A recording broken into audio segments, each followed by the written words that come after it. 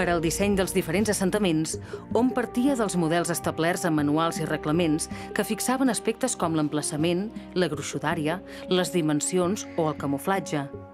Tanmateix, el patró de la normativa general va anar-se modificant en el decurs del període de construcció i a partir de 1946 es varen flexibilitzar les instruccions perquè s'adaptessin a les circumstàncies concretes de cada zona. S'idearen fonamentalment 4 tipus d'assentaments: els de comandament i observació, els búnquers a cel obert per a morter i per a metralladores antiaèries, els assentaments d'artilleria contra infanteria i contra carros i els més habituals per a metralladora i fusell metrallador. Els observatoris estaven situats en posicions elevades i dominants, amb àmplies panoràmiques, i havien de complir la condició de veure-hi sense ésser vistos. Ens trobem a davant d'una casamata o d'un búnquer d'observatori o lloc de comandament. En aquest cas, aquí en tenim un que és del Centre de Resistència 43, situat estratègicament al damunt de la vall de Ribes, a la muntanya de Sant Antoni, i al fons hi tenim tota la vall del Freser. Aquestes troneres volten els 360 graus, per tant vol dir que es pot veure el panorama de tota la vall de Ribes.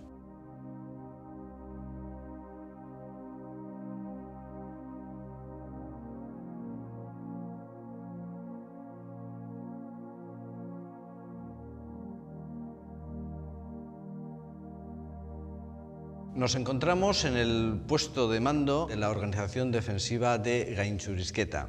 Desde aquí, la persona al mando del batallón impartía sus órdenes a todos los búnkeres para rechazar cualquier invasión que pudiera venir de la frontera.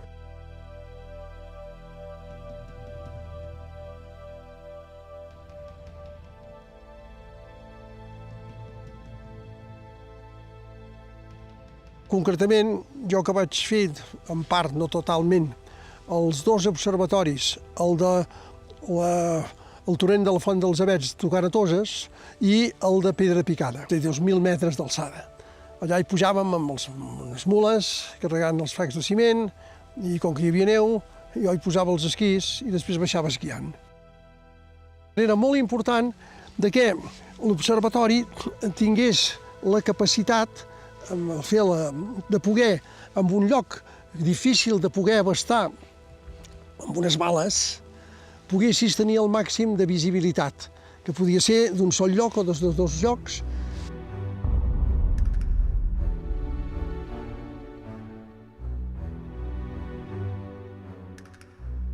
En els emplaçaments a cel obert hi havia una part interior que servia de refugi pels soldats i per guardar-hi la munició, que es comunicava amb l'exterior a través d'una rampa. Al de fora, una circumferència formigonada d'uns 3 metres de diàmetre marcava el punt on situar l'arma.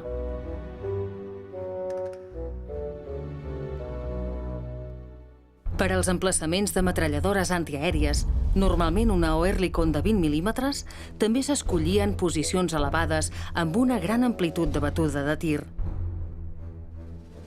El morter més utilitzat fou el de 81 mil·límetres i amb ell s'intentava cobrir les posicions més estratègiques, com per exemple l'Estació Internacional de Canfranc. Esta estación, debido al enclave estratégico que tenía, pues era un punto obligado de defender, puesto que el túnel internacional ferroviario que une Francia con España, pues era una vía posible de penetración de tropas, de carros, etc. Els assentaments d'artilleria eren els més grossos. De planta rectangular, varen ser concebuts per encabir-hi un canó antitanc i emplaçats de manera que poguessin batre les carreteres i vies de comunicació. Els búnquers de combat per a armes automàtiques foren els més nombrosos i repetits. S'armaven amb una metralladora o simplement amb fusells metralladors. Generalment tenien una sola espitllera, per bé que també n'hi podia haver 2.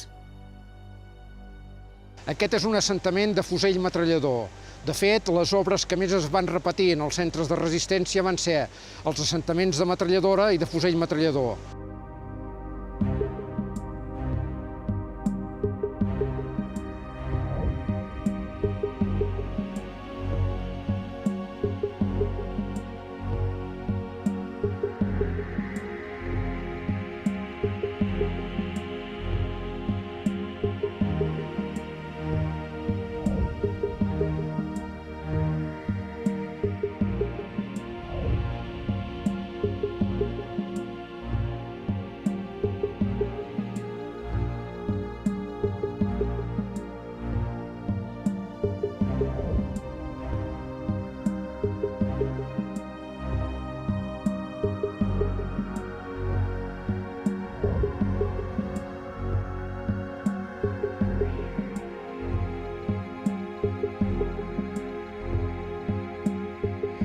Tenint en compte el gran nombre d'assentaments planificats, que arribaven a la xifra de 10.000, la Junta de Defensa i Armament optà per obrir una fitxa individual per a cada búnquer on s'hi assenyalava la situació precisa en el mapa, les característiques de l'armament, la missió assignada o la cobertura de tir.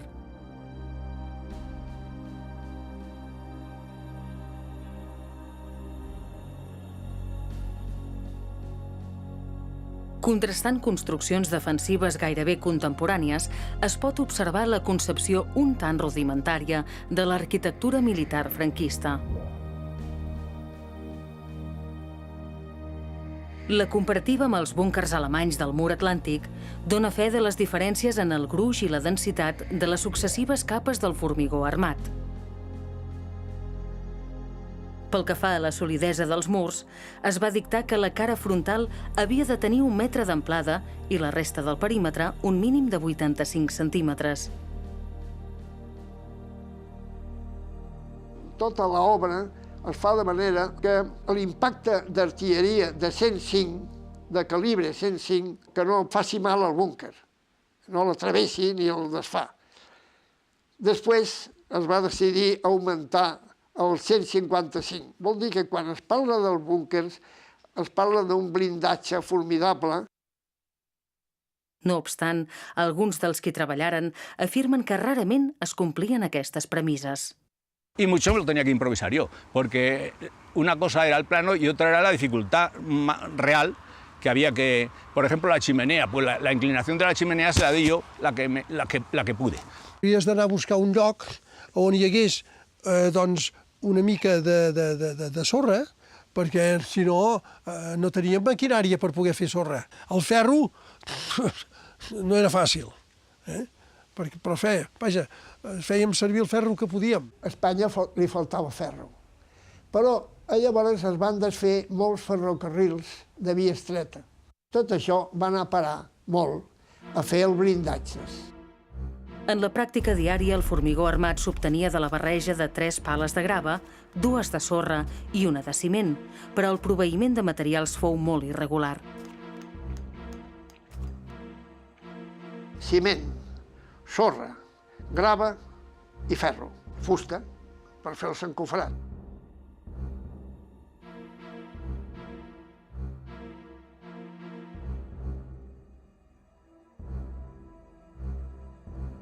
És molt important evitar que la gelada destruís el formigó, perquè, esclar, si abans que confragui amb la humitat, l'aigua, es gela, desfà el formigó.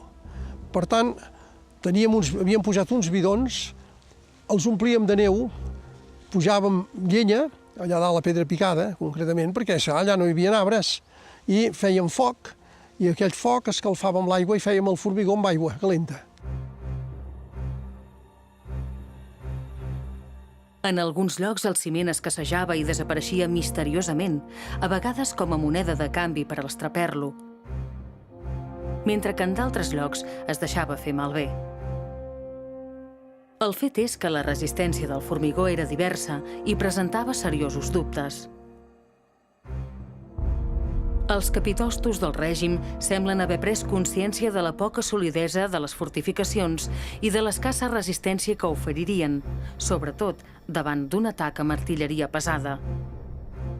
Així ho dona a entendre el següent paràgraf extret de la Instrucción General número 1 de juliol de 1945, que fa referència a les normes específiques de construcció i que destil·la un cert aire de justificació i fins i tot de resignació. La protección de los enclaves ha de buscarse en la diseminación, ocultación, enmascaramiento y pequeñez, más que en la robustez de la coraza. I és que allà on no arribava el pressupost o els mitjans materials, calia sortir del pas fent servir la imaginació per aconseguir almenys un bon camuflatge. Per al camuflatge s'utilitzaven les pedres de l'entorn i allà on es podia, hom semienterrava o excavava les fortificacions a la roca, imitant en la construcció les feixes dels pagesos i les barraques de pedra seca del camp.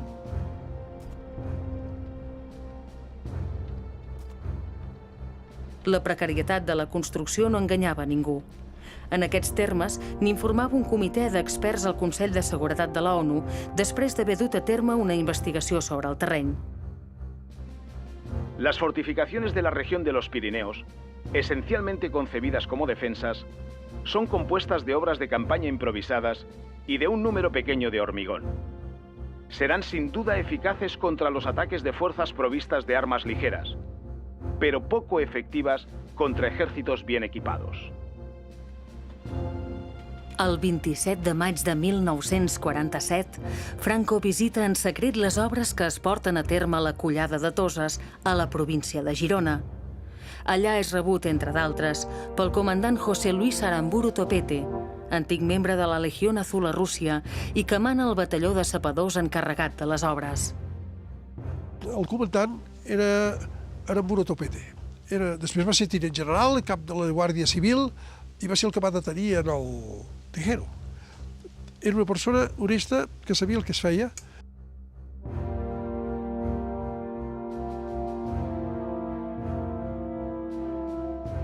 El dictador, que ha escrit un llibre sobre estratègia militar defensiva, té dubtes i qüestiona com s'estan duent a terme els preparatius. El que més l'irrita és la intuïció que aquells emplaçaments no servirien de gran cosa. De fet, després del fracàs estrepitós de la línia Maginot, Franco és conscient que ni tan sols pot comptar amb que les fortificacions tinguin un efecte dissuasori en l'enemic.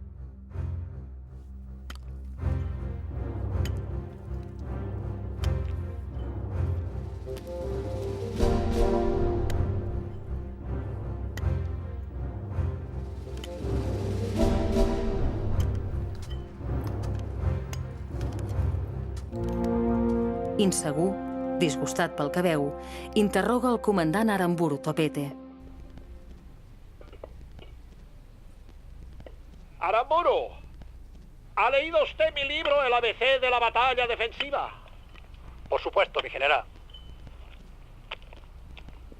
¿Y usted cree que esto se parece a lo que se dice en el libro? En absoluto. Sin embargo, debo decirle que nos ceñimos a las instrucciones del Estado Mayor Central. Claro, pero sea sincero, Aramburu. ¿A usted qué le parece todo esto? Si quiere que le diga la verdad, mi general, a mí esto me parece una trinchera carlista, pero a lo bestia. Ya veo.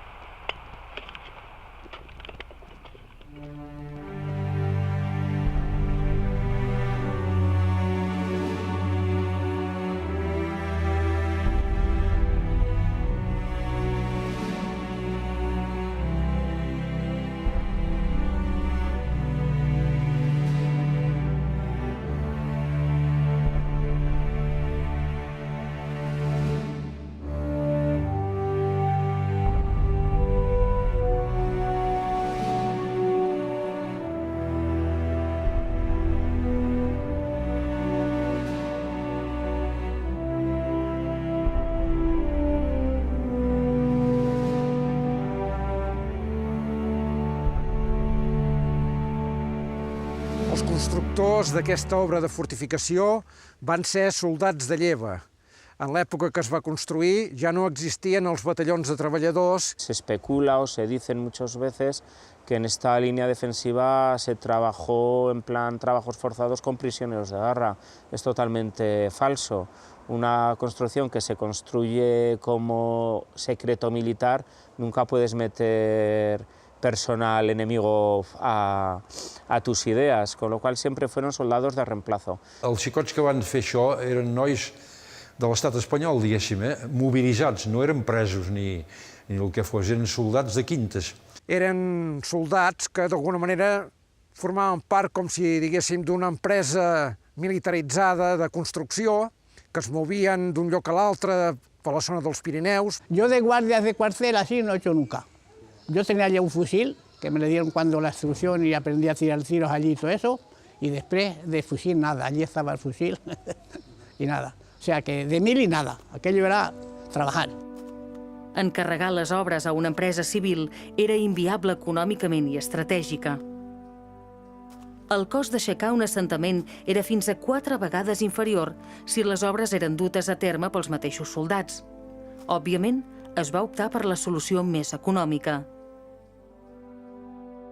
El 45, 46 i 47 es treballa al 100%. 12.000 sapadors repartits a la frontera, apoyats amb les unitats de guarnició que també donaven apoyo. Tots aquests estan treballant i estan treballant fort. I el 48 s'acaben els pressupostos, bueno, es redueixen els pressupostos, es redueixen les unitats. Per als soldats de les primeres lleves després de la Guerra Civil, molts dels quals varen acabar fent 3 anys de servei militar a causa de la manca d'efectius humans, les condicions de treball en les fortificacions dels Pirineus foren penoses i hagueren de suportar la intempèrie i l'escassetat de roba i de menjar. Porque era joven y podías con todo, pero lo pasamos mal, en todos los conceptos. Las condiciones podemos pensar que eran bastante duras. Si pensamos que en otoño de 1944 es cuando empiezan las obras, también el clima cambia mucho. Los inviernos de aquellos años a los de ahora ni se parecen en nada, con lo cual nos hace pensar que toda esta gente que estuvo trabajando en estos asentamientos, pues bueno, pues no lo debieron pasar francamente bien. Una camisa, un pantalón y a tirar para adelante. Sí, pero de ropa interior no tenías que tener tú. Salían de los barracones para trabajar y que se iban a lavar al río y que, bueno, echarse un poco de agua en la cabeza para peinarse, se les quedaba helado el pelo. En fin, anécdotas de esas como que les echaban tizón en el café para darle más color. Siempre en colchones de paja. De camas no teníamos en el suelo. Sábanas, bueno, sábanas. Mal. No estuvimos en la guerra, però estuvimos mal. Era el xalet, diguem-ne, que s'havien construït els oficials per poder portar a terme totes les fortificacions d'aquesta zona. Jo dormia sol aquí, no podien dormir-hi els soldats. Els soldats dormien amb una xabola que no l'hem trobada, que estava per aquí. Segurament està enfonsada i ja no existeix. Però bé, llavors, jo dormia tot sol, feia molt fred, teníem una poela, al sopar em feia alguna cosa calentona, amb la llenya omplia la poela i em ficava a dormir amb 9 mantes, feia un fred, a casa em van fer uns paucs i tot pels peus. Claro, el que tenía dinero, porque en su casa le habían dejado dinero porque tenía, pues podía comer, pero nosotros íbamos por allí, que se habían vendimiado y las uvas, había quedado algún racimo de uvas o peras, pues todo lo recogíamos. Cuando no estaban por allí, tirábamos un cartucho al río, las truchas, claro, al explotar, salían. Y entonces las cogíamos y las asábamos.